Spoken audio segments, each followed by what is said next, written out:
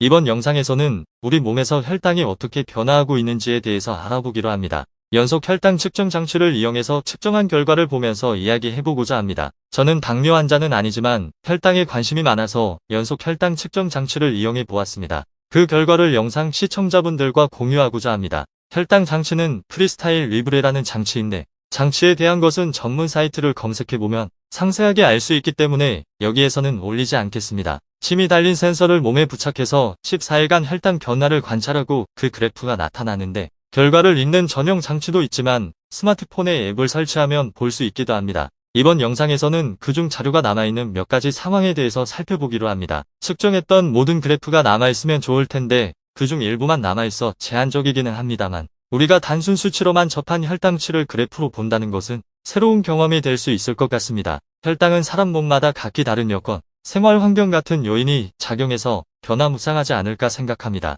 이 그래프는 저의 경우에 나타난 현상이고 모든 사람이 같지는 않을 것입니다. 그냥 각자의 건강관리에 참고가 되었으면 합니다. 그럼 하나씩 살펴보기로 합시다. 점심때 냉면과 커피를 먹고 난 후 약 1시간 만에 혈당이 98에서 185까지 올랐습니다. 평상시 140 정도를 생각하면 엄청나게 많이 오른 것입니다. 국수, 냉면 이런 음식은 혈당에 좋지 않다고 전문가들이 강조하는 내용입니다. 많이 올라가더니 그 뒤에는 74까지 떨어져서 일시적으로 컨디션이 좋지 않았습니다. 그러니까 급하게 많이 오르고 급하게 많이 떨어진 것이죠. 혈당은 기복이 크면 좋지 않다 합니다.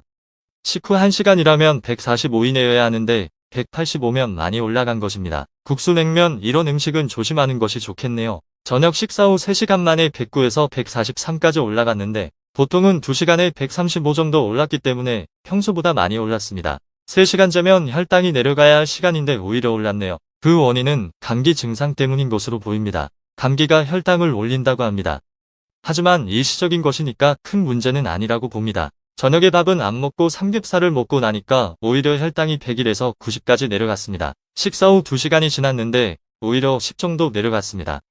보통은 혈당 관리 목표가 식후 2시간입니다. 식사 후 2시간은 혈당이 올라가는데 고기만 먹으니까 올라가지 않은 것입니다. 그러다가 식사 후 4시간 정도 지나가니까 110 정도까지 올라갔습니다. 단백질은 식사 후 4시간 정도 지나면 절반이 당으로 전환된다고 했는데 그것 때문인 것으로 보입니다. 만일 밥을 먹었다면 140선까지는 올랐을 것으로 생각합니다. 이번 그래프는 아침 공복 혈당 그래프입니다. 아침 6시에서 8시까지 혈당이 84에서 104까지 움직였습니다. 단위 측정기로 측정했다면 어느 순간에 체열하느냐에 따라서 혈당 변동폭이 큽니다. 20이나 차이 납니다. 혈당 관리하는 분들은 공복 혈당 검사보다는 당화혈색소 수치를 검사해야 합니다. 이번 그래프는 운동이 혈당에 얼마나 많은 영향을 주는가에 대한 것입니다. 점심 식사 직전에 85였는데 식사 후 125까지 올라가다가 운동을 30분 하니까 91까지 내려갔습니다. 거의 운동과 동시에 혈당 상승이 멈추었습니다. 운동 안 했으면 2시간까지는 혈당이 더 올라갔을 겁니다. 운동하니까 1시간 만에 91로 떨어졌습니다. 혈당은 식사 시작 직후에 올라가고 운동 직후에 내려감을 알 수 있었습니다. 혈당 관리하시는 분들은 첫째도 운동, 둘째도 운동입니다. 이 그래프는 연속 혈당 측정 장치의 오차를 보완하기 위해서 단위 측정기로 측정한 수치로 보정하는 것입니다. 오차를 보정하기 위해서 주기적으로 간이 측정 장치로 측정한 수치를 입력해주면 그래프가 수정됩니다. 그러나 간이 측정 장치도 오차가 있으므로 당화혈색소 검사가 더 정확할 것입니다. 정확한 혈당 관리가 필요한 분은 병원에서 의사의 지시에 따른 여러 가지 검사를 해야 할 것입니다.